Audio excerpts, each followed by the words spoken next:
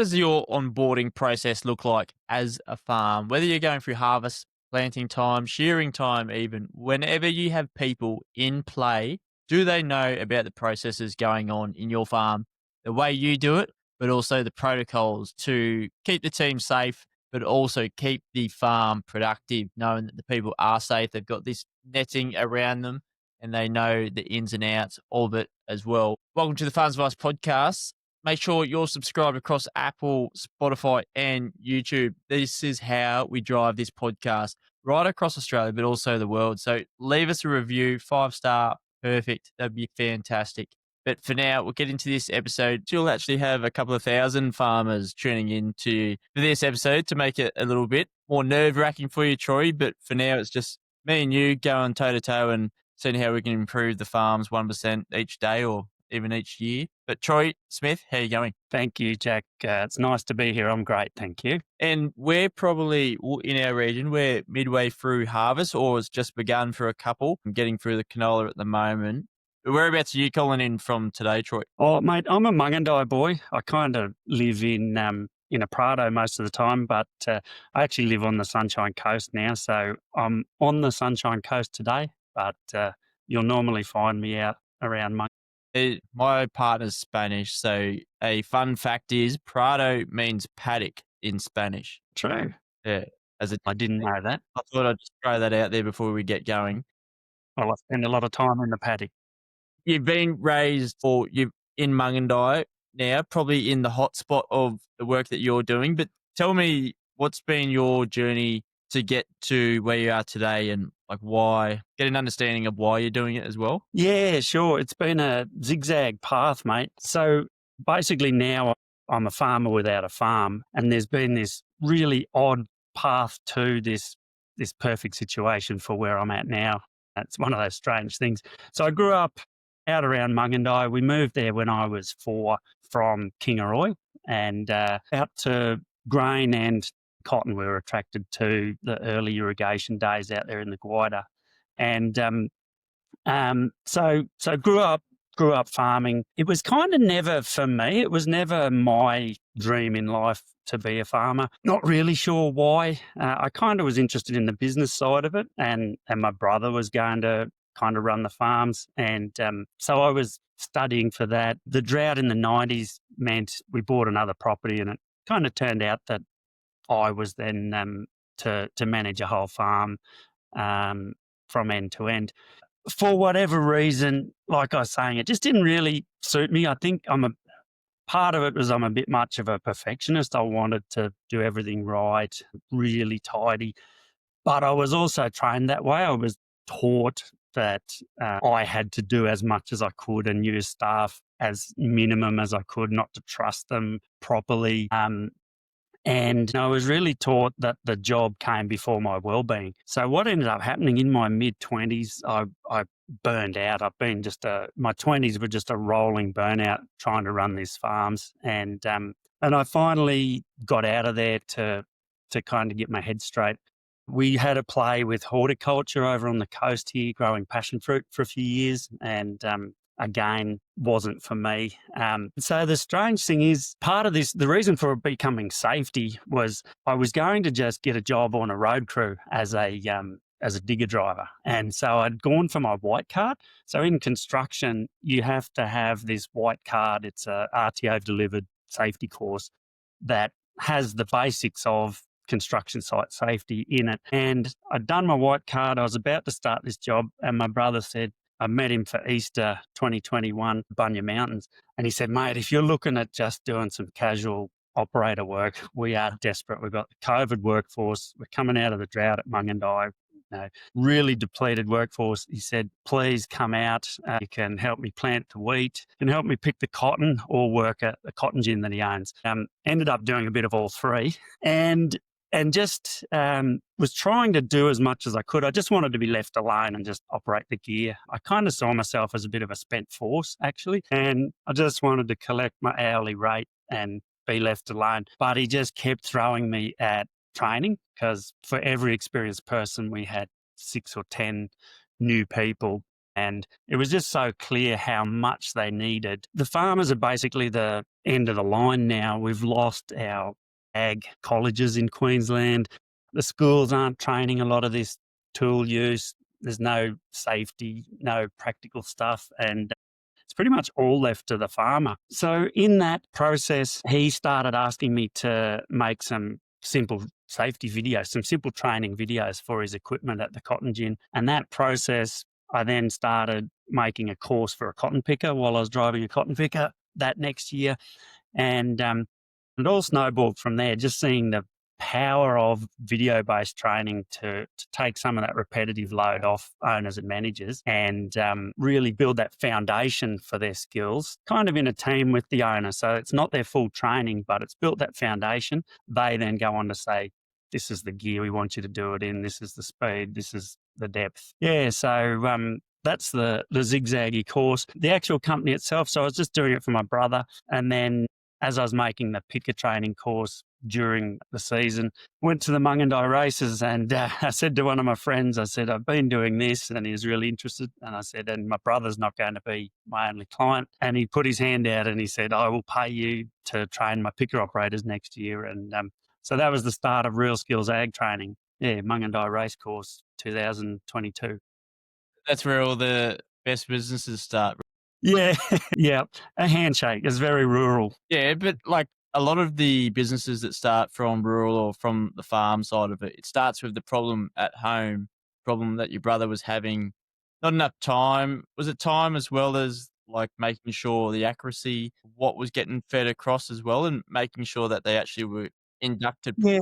It's all of it, isn't it, Jack? It's safety's the thing that there's guys that owe hundreds of millions of dollars to the bank, and the thing they're losing sleep over is staff safety. So safety's that big thing that's tricky to, well, you can't guarantee it, but tricky to to work on while they're learning their skills. And some of these people are so green. I talk about basically what I'm trying to do is train common sense. It's something you hear so often. No one's got any common sense. I was accused of it as a young fella. You probably were too. And to me, it comes down to situational awareness and margin for error. To me, that's the two things. And if you were lucky to have a parent or a mentor taught you this, you probably also had an opportunity to fail small. You started on little push bikes before you went to a motorbike. A lawnmower was your first machine, well before the quad tracks. To me, I'm trying to build this foundation, this training common sense in effect, to help them get through that transition until they're skilled and effective. But yeah, you're getting safety, you're getting accuracy. It's basically modeling operator excellence anyway, because to me, doing a job safely is doing the job right. That all leads to reduced damage, and improved well-being. It all links up to profitability, mate. So I really see safety as a real core component of profitability. And that's a big misunderstanding. So many people see it as something that's going to slow them down or cost them. And I really do believe it's the opposite, not just because I'm selling it. Yeah. I used to race bikes or endurance, not professionally or anything, but just the local ones, and did think in 2017. True. And the saying within bikes, smooth is fast. To keep your engine sort of running, not do anything too stupid that would pull you up, like either in the paddock or on the bike track, of ways of doing it as well. And it's trying to get to that other side when you can start to see the value of, right, I've put these processes in. What have they done for the team, the business? Is our R&M bill coming down a little bit, repairs and maintenance? Yes, And once you have a couple of years of that, you're probably going to start to see the trend of that value coming through. I believe so. Yeah, I really do. So when you're going through into your workshops and like even this conversation, what is the paramount thing that you want people to take away from the workshop, the induction, the video, and also this episode today? Look, I guess my approach has become there's no perfect solution to it. You cannot risk-proof ag. And I think some of the approaches, mining's probably the one that comes to mind. It seems quite extreme, and it's something you hear in ag, we really don't want to get to that style of safety. It is I just think it's misunderstood. The most important part about safety is to just always be thinking about safety. So, accept that you can't have, there's no perfect solution. The ideal solution is one that's getting in front of all the people. So, you might have your RTO based courses, and perhaps that's the Ferrari, but there's only a 1% of people are doing certs and proper ticketed training. I'm your Commodore. I'm accessible to everyone. It's a short time commitment. We're working on the fundamentals, knowing that it's not a perfect solution, but there's no such thing as a perfect solution. I'm really trying to build those behaviors rather than just list the 100 things that could kill you on the farm. Coming back to that situational awareness, thinking about what's going on, what could go wrong, what's above you, behind you, around you, and allowing some margin for error, not speeding through traffic zone, high traffic zones, blind corners, dust, that kind of thing. Yeah. Does that answer your question? Bit of a rambly. Yeah, it does. I think, like looking at the behaviors of it, everyone that's listening into this episode, I know has had a close call on farm, sort of wiped sweat off their forehead and hopefully gone away to look at it. But I think the real accidents come from from that behavior of just still trying to have another crack at it, to push the boundaries that way. How is it that we're changing behaviors or look at the behaviors that are happening on farm? Like, is it so simple of the way that we get up the tractor? Like, we all know we should back down the tractor when we get out of the tractor, but no one does it. Everyone goes forwards. I've had my stuff ups before, like just falling out, or you get your boots clipped when you got mud on or whatever and you have a stumble. Those little things either lead to injury or like injury that you carry on and do your work, or you break a leg or something that you can't continue working. Yeah. Can we set in place for the littler things, but also the bigger ones? Yeah. Yeah, you're dead right about everyone having close calls, or, you know, there's plenty of people my age that aren't around anymore because it wasn't a close call. One of the interesting things I see in the statistics is that it feels almost equally owners, managers, experienced people to inexperienced people that are coming unstuck in ag. Complacency is that big one. You hear Shane Webke's keynote on safety is all about complacency. When I talk about the complacency, I tell a story of me putting some unleaded petrol into my diesel car, and it was it was going to be just a small part of the training, talking about how easily you can make a mistake and to always be thinking about what you're doing. What it turned into, it was Darren Armstrong at St. George said to me, he stood up and said to the group, I've done exactly the same thing. He said, but like Troy, I only put 10 or 15 litres in. And he said, what I took from it is we were scanning our environment subconsciously and something didn't seem right. It was the smell of it, or I reckon the handle was blue and it's normally black. Now, just something didn't seem right. And he said, and I just love it, that he learnt that there's this little voice on your shoulder telling you that something doesn't seem right and it's worth listening to. It can really save you from coming unstuck. And people are saying to me, you're becoming that little voice for people. They go to walk down the wrong way and they go, oh, Troy said it's no quicker. I'll reverse down. I won't step over a PDO shaft, even if it's not running. I'll go around the bin. It really is listening to that intuition. I really believe most of these incidents, we've been warned about them. That little voice was whispering or screaming at you, but we've still done it thinking we'll always get away with it. And so complacency is a huge one for experienced people, I reckon, Jack. Yeah, absolutely. And I think like we probably need to be feeding that little voice, a little sandwich each day to get bigger and a little bit more abrupt at some certain scenarios for it. Yeah.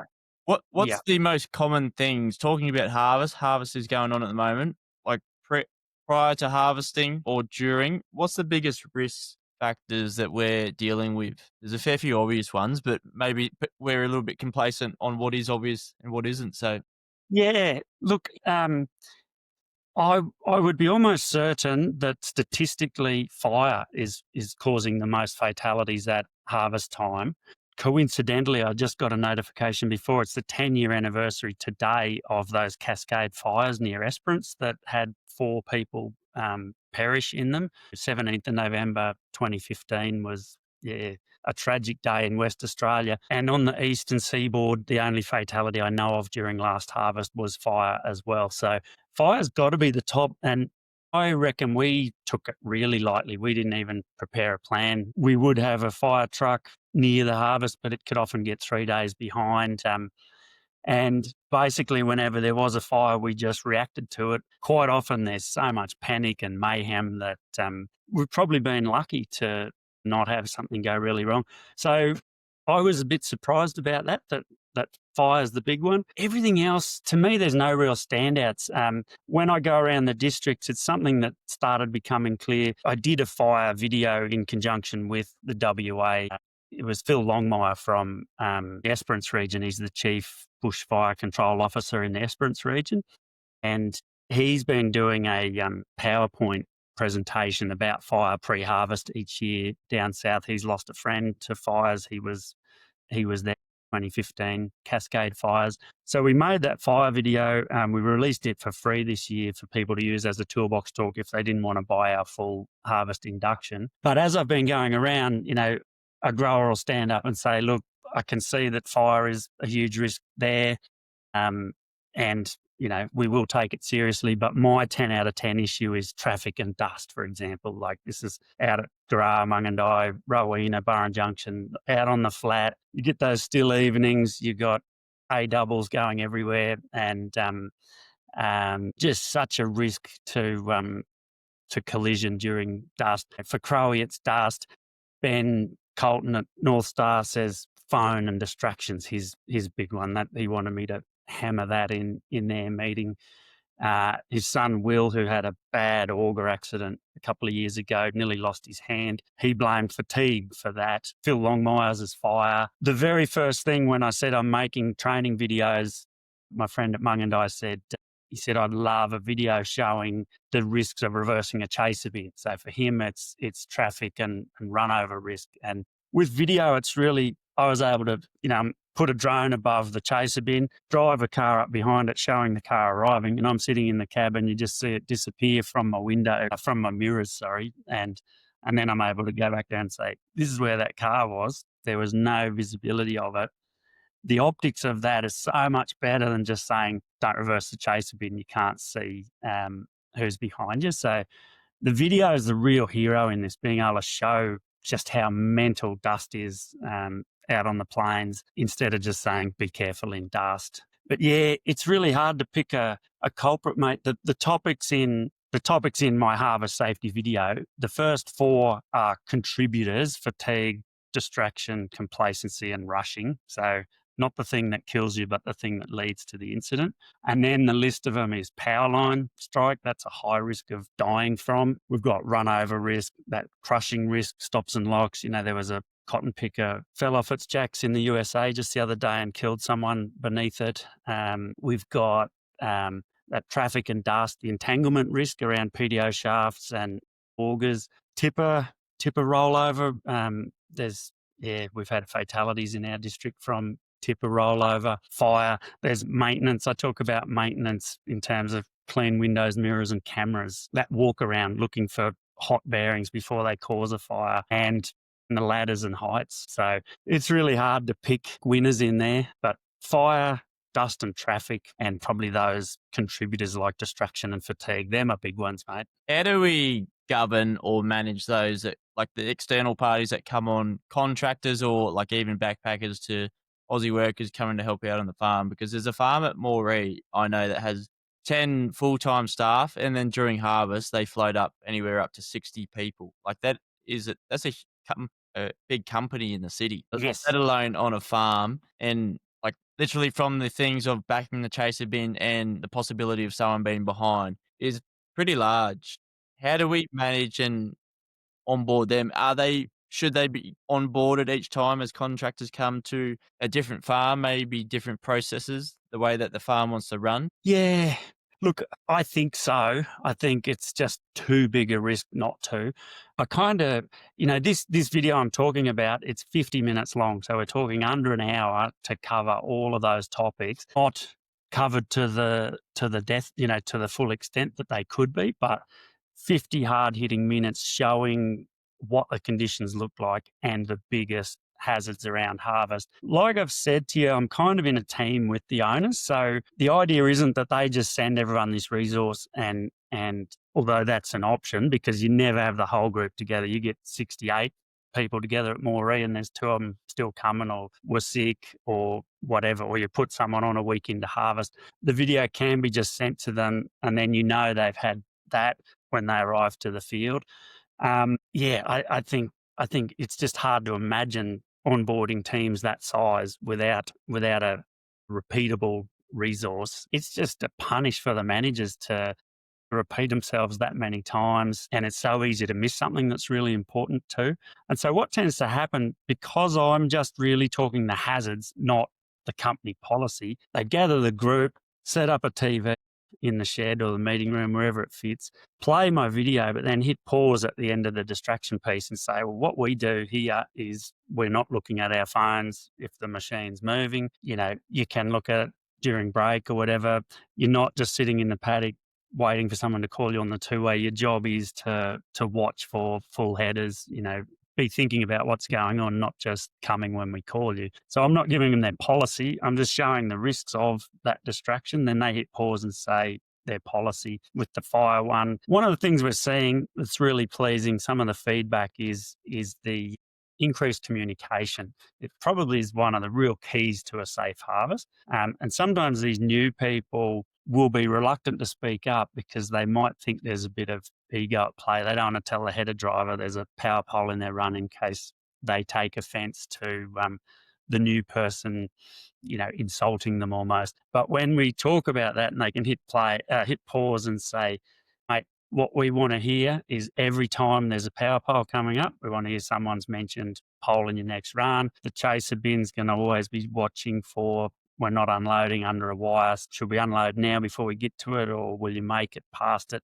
And just getting that communication going, no ego, just the minimum, not flooding the airways. But when that's happening, it's just a better harvest. It keeps everyone a bit more alert, a bit more awake, and things run smoothly. So communication is really one of those keys. To me, it starts just before harvest with the team meeting, whether they're using our video or not. And there's certainly a lot of people doing it well, but having the video in there as the basis of that team meeting is just working so well. They chuck on some bacon and eggs and have a brekkie. It's great for culture. It's great for the new members to get to know each other. And but it can it's such a small time commitment. I call it safe by smoko. Start at 7 and you can be into it at 9 or 10. Yeah. Can you communicate too much? Like, is over communicating an issue on farms? Yeah. You certainly have to keep that airways. It has to stay with work, doesn't it? You don't want to be just talking about Friday night at the 2 Mile and that sort of thing. So yeah, I guess it's kept professional and as required. But yeah, it probably could get too much, I'm sure, with a big crew. Like, before phones came in, these were the godsend of what farming was, or the communication between paddocks and vehicles. And I think even just a handheld one is good in between, because if you change vehicles, have to do something quickly, and then you miss out on that communication piece. Like, I think physical communication, like using UHF into like your messaging groups or whatever you may use, the different channels. I think once you set them out and say like UHF first, if something's an emergency, call me independently or individually on the phone or WhatsApp group. I think those channels are good to set up initially. If you're a 2-person team, 1 person or 60 people in the team, I think it's establish it early and people are going to use it more often, aren't they? Yeah, you're dead right. Quite a few farmers have said, please don't be talking among each other one-on-one with your phone. We want the messaging, don't say your head is looking like it's puffing smoke. That wants to be coming on the two-way, not a text message to one person, because the manager wants to know there's a question mark, even if 99 times out of 100 it's not a fire. So yeah, quite a few people have said, please keep it on the UHF so we all know what's going on. Yeah. I did cotton harvest this year and we actually had a picker caught on fire.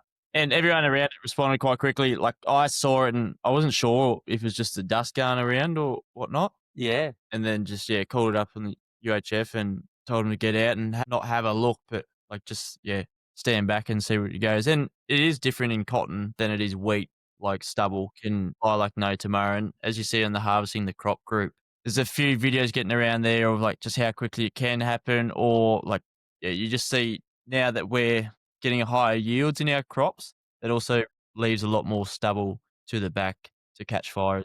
It was a big change for me from the cotton picker training. My big message was try and save the machine. You got plenty of time. The field won't burn.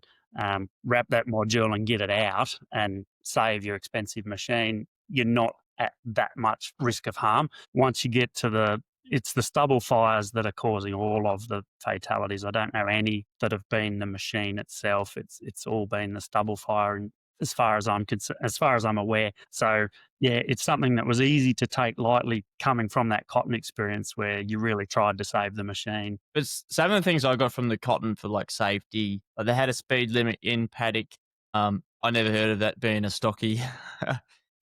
And I think we didn't work too late, but it's obviously it's April, March, April, May, getting on. That's yeah, getting into the cooler times, but just sort of having that set time rather than just go until you can get going. That having the impact on fatigue. We spoke about a little bit earlier as well. Fatigue's huge killer on the road, but also in the paddock. Yeah. It's good for your mindset knowing that you're stopping at a certain time too, rather than just open ended. I think it's excellent for your mindset. Yeah, fatigue. It's a huge one. Sleep's obviously the king. Being disciplined around getting quality sleep, cool, dark, and silent rooms, and that sort of thing. But you mentioned what is it other than sleep, because obviously we're sometimes limited with the sleep. Nutrition's got to be the clear winner there. Balanced diet. It's fit for work. You really a lot of people are feeding the team, making sure they're getting properly nourished protein and not just sugar and caffeine. So nutrition's such a big one. Um, and hydration. But again, it's a whole ecosystem around, the amount of sleep you're getting, the quality of that sleep.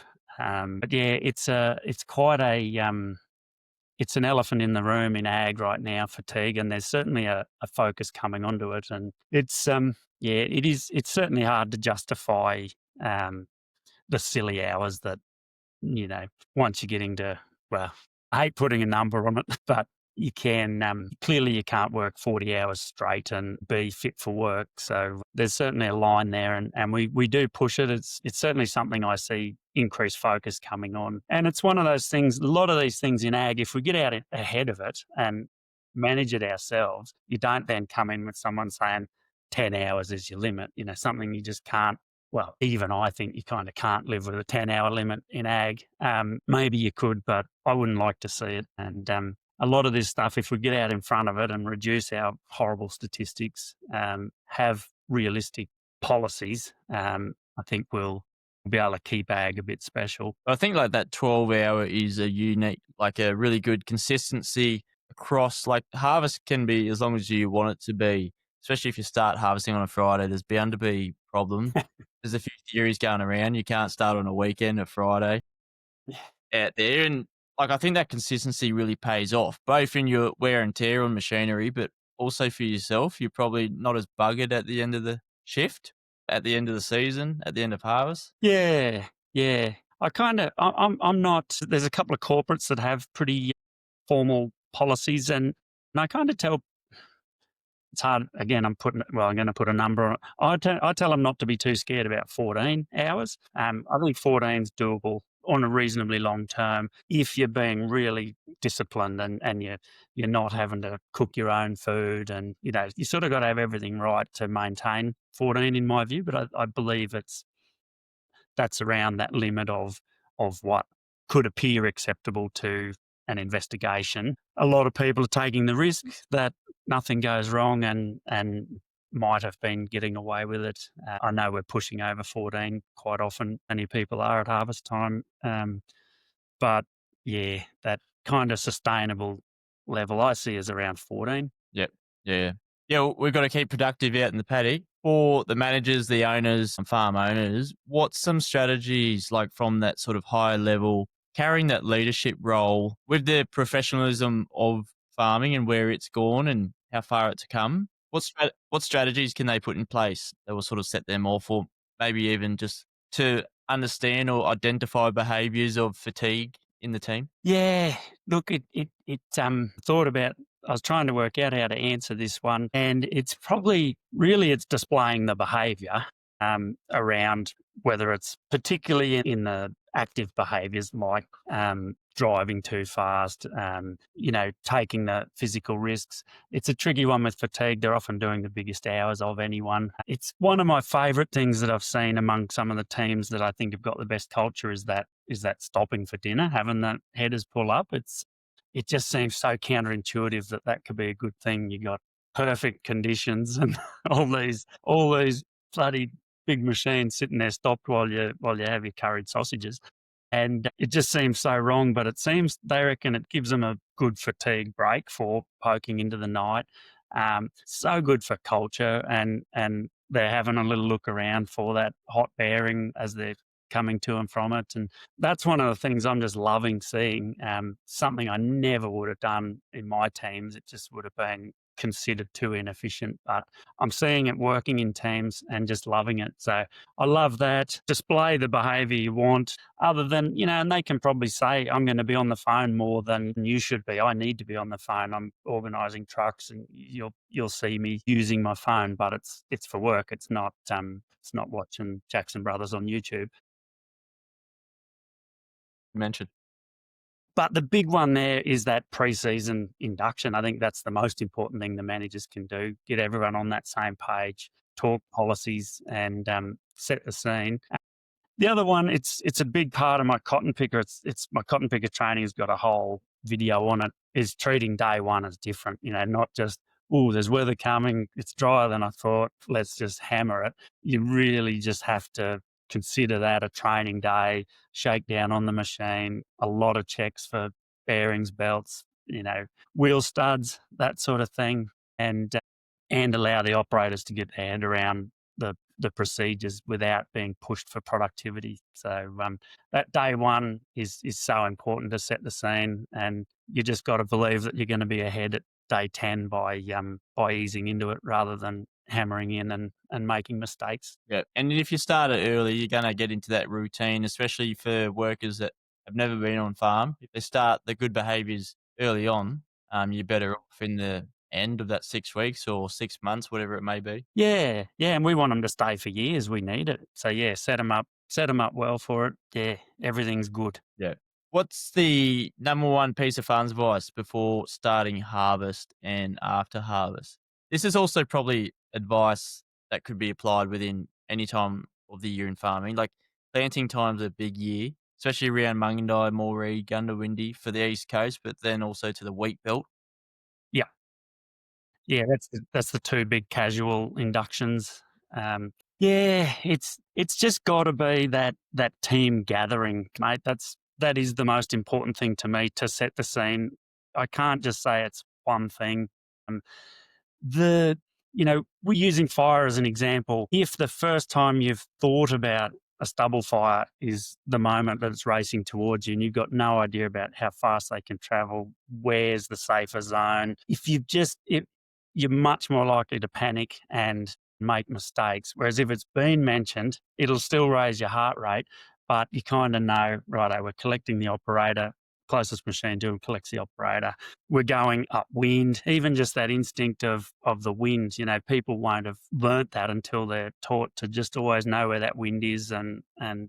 So it's that pre-season gathering, setting the scene, using my video makes it a cinch, but it doesn't have to be. I just love the way you can show what it really looks like before it starts. And that's all just so good for culture. I was, I didn't come into this as the safety guy. My big thing is, if you ask me what I want to see in rural Australia, it's healthy, vibrant rural communities. It's not just reduced injury and fatality. So this whole thing, communicating it, setting the expectations. Yeah, you're getting a safety benefit. You're getting reduced machine damage, you're getting increased profit. It's taking some pressure off our good managers and owners that are under the pump. There's a ton of pressure on people, particularly on these big shows. And that reduce pressure, it all leads into this whole well-being thing.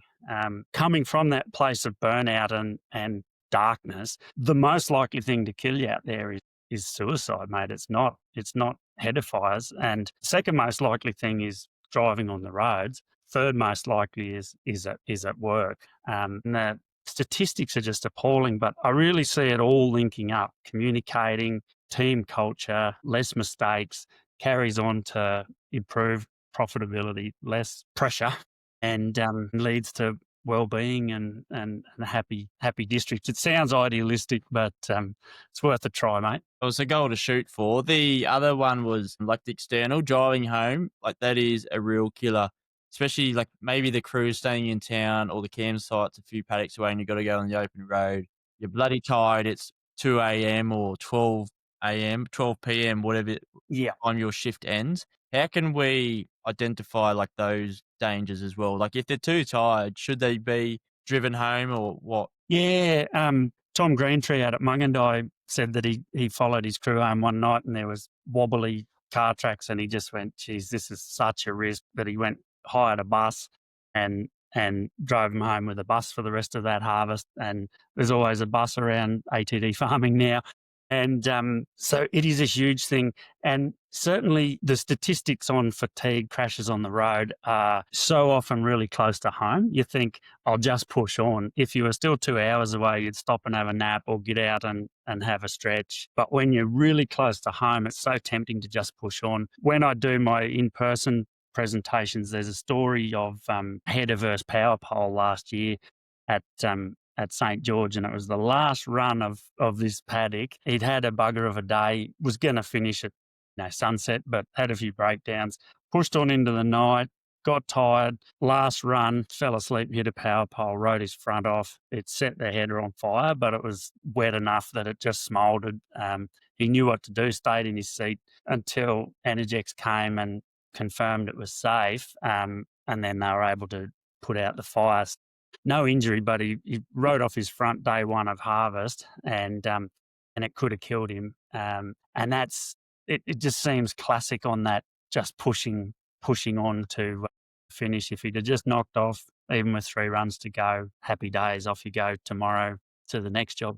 Yeah, even that, I just learned something. If you hit a power pole, you shouldn't get out of your vehicle. Is that right? Yeah, mate. It's well, sorry, this brought the power line down on top of him. So he was connected to the power line, set the stubble on fire, and they were able to get it out without getting near the machine because it was dark and wet and cool.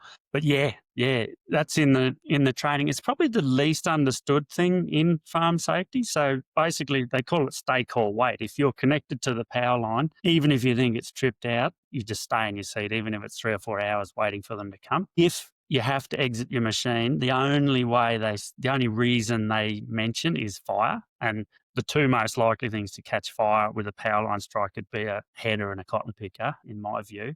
If you have to exit, even if it's still live, you are safe to walk out on the deck, down the steps, even if you were barefoot, even if the tyres had exploded. You're safe because there's no voltage difference, but you've got to jump off the step and not touch the machine and the ground at the same time.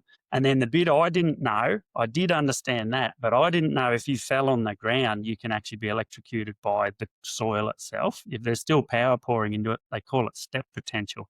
So that's when you see people hop away from a machine. So you're supposed to hop away. They can be real small hops for 8 to 10 meters to get out of that electrified ground. You're right. Yeah, it's all in the video.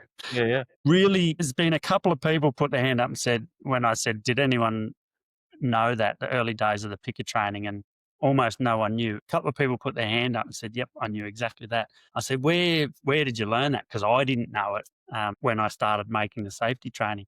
And they said Emerald Ag College, and it's closed now. And so there's this hole in our safety training that I'm trying to help fill to make life easier for for our owners and managers. Yeah, we'll keep plugging that gap because we're nothing without the people, like from the farm owners to the workers that come and get the crop off or get the livestock off, whatever you're sort of doing on farm. But for right now, harvest is paramount and get that crop off. But get it off pretty safely as well. Yeah. Yeah. So, Troy, how can we reach out to you? What's your website to check these out? If anyone wants to get the jump on this harvest, if they haven't started yet, or for next harvest? Yeah. It's realskillsagtraining.com.au is the website. I've got a Facebook page, the same, and Instagram is Troy_Real Skills Ag Training. There is a free Harvest Fire video on there. It's a 10-minute toolbox talk that people could play it tomorrow morning, even if they're halfway through harvest. It's never too late. Things can go wrong on the last day. It's not about if you miss the first day, it's too late. So we've got a couple of free resources on there. But yeah, and it's got our mobile phone numbers. We love talking on phones in ag. So give us a call. It's my wife and I, and our daughter's actually joined us today. So it's the three of us now trying to move the needle on our horrible statistics in ag. Yeah, 100%. Well, Troy, it's been great to have you from your passion fruit roots to mung and die, and finding your passion yourself on farms and helping farms sort of achieve their goals safely and be there at the end of the day. That's really the goal of what we're doing. So much appreciated for coming on. And this is a bit of a harvest series. Keep on harvesting whatever time you're listening to this, and hopefully not too much after 14 hours. Thanks, Jack. Pleasure to be here. Thanks for listening to this podcast, another episode of Farms Advice. We're getting pretty close to 300 episodes here for Farms Advice Podcast. Make sure you continue this conversation right across your socials. You'll find us at Farms Advice, and you can also find me as well at Crezzy__, pretty much everywhere that Farms Advice is. But until next time, keep up it, keep at it, keep on farming.